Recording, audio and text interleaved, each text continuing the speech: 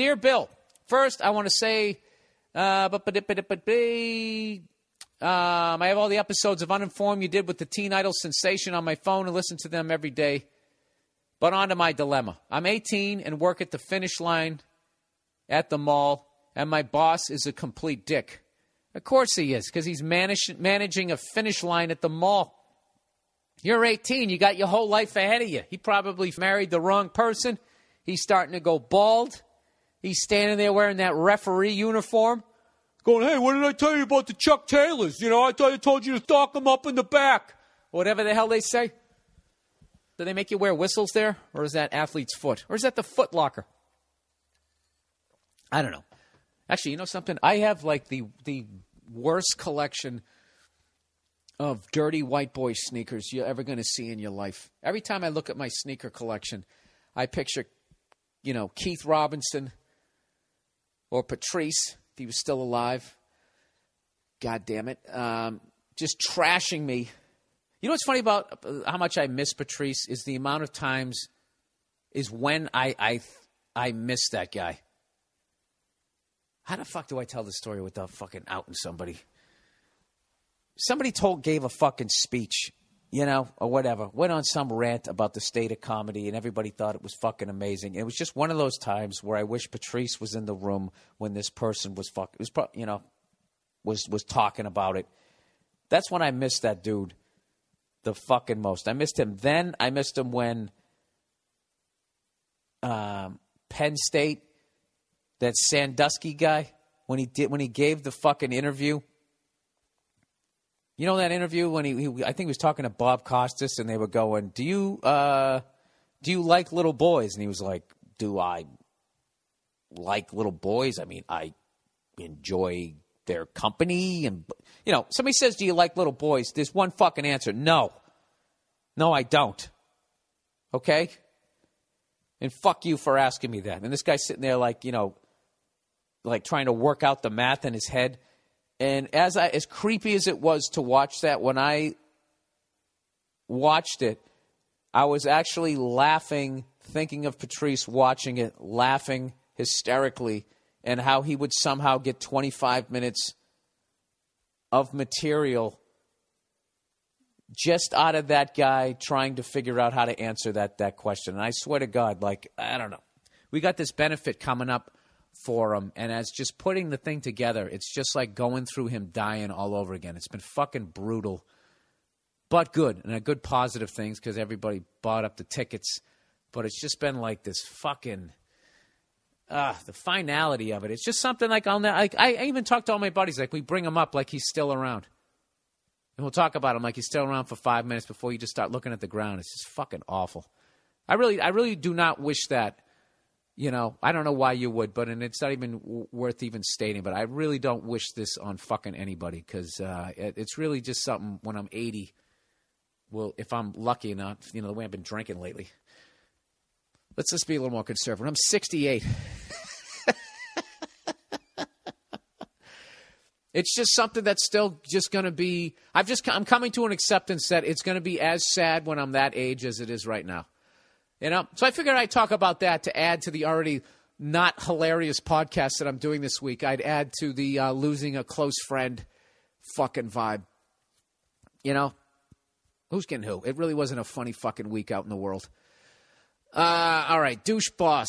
Where are we here? At the Finish Line, he is one of those guys who, okay, his boss is a complete dick. All right, and he says, he's one of those guys who got bullied all through high school and now actually has some control and takes it out on me and the other employees.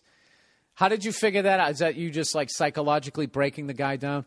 I have to tell you something. There's nothing worse than watching somebody abuse their position of power, however small it is. You know, like this guy right here has no right getting mad at like an athlete who goes around being a dick because it's like, dude, you're doing the exact same thing. You just can't run a 440. But your head space is the exact same place as some, you know, egomaniac fucking athlete. You just suck at sports, so you sell the gear to people to go play sports. Anyways, he says he even steals out of the register at work and holds the special release shoes for him and his friends. He's 30 years old and tries to fuck the 16 and 17-year-olds who work there. Oh, my God. This guy's a character right out of the movies. You know, I worked with a guy like this. I used to work in a restaurant a long time ago. Sorry, I'm trying to get the Czech cereal out of my throat. I used to work with this guy, and basically, like, 4 or 5 of these guys bought into a restaurant. And the one guy who's going to be there every day, who's always the guy who ends up stealing. The silent partners always get fucked. His buy-in was he had all the equipment for the kitchen. So he I don't know, he had some other failed restaurant. He got all the equipment. And but anyways, this guy was a cokehead. He used to steal out of the register. He used to fucking try to bang the, not the maitre d', the fucking maitre d's, whatever. The fucking chick who sits you down, the hot one. You know, who dresses classy. That skirt fucking going right over her shapely ass. Yeah, he used to try to fucking bang them all the goddamn time. And when they wouldn't give it up, they'd get fired, and then he'd be bringing a new one. And if that one ended up banging him, then she stuck around. It was brutal. So anyways, he goes, he harasses me and others, calling our phones repeatedly, telling us to come in on our days off, and leaves voicemails saying we are ignoring him. Jesus Christ, it's my fucking day off. Anyways, he goes, recently, he got the only cool manager fired because he said he was stealing. I don't really need this job, but would like to keep working here, but don't know how much longer I can take this. Any advice on what I should do would be appreciated. Sorry for it being so long. Go fuck yourself. It wasn't long at all. It just sounded long the way I read. Well, if you don't need the job, then I would quit. But what I wouldn't do is I wouldn't leave on bad terms. I don't know. Is it really going to matter? It's not like when you're 30, if you're looking for a new job, you're going to put on your resume, I worked at the Finish Line. Because at that point, you're going to be into a career. I don't know. You say, I don't really need this job, but would like to keep working here, but don't know how. Oh, so basically you're saying you like having walk-around money. Well, I would just get another job. Just get another job. Start the process of getting the fuck out of there. Like, nothing you're going to say to that guy is going to change that guy, and all that guy can do is kind of make your life difficult if you're trying to get another job at this point in your life. Just know that, like, he's at the tip of the iceberg of the awful life that he's going to be living. The way he's setting the table, you don't need to do anything to him because he's going to do it to himself.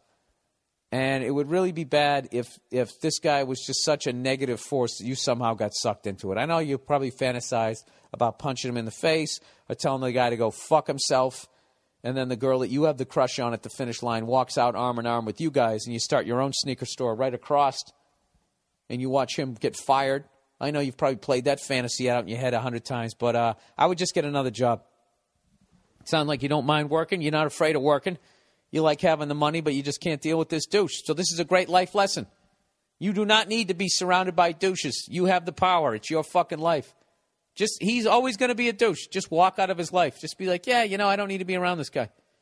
And then one day when you run into him, after you get another job, hey, how come you left? And just be like, because, I don't know, dude, you were just, and don't curse at him or anything, because then it gives him an excuse to not see himself.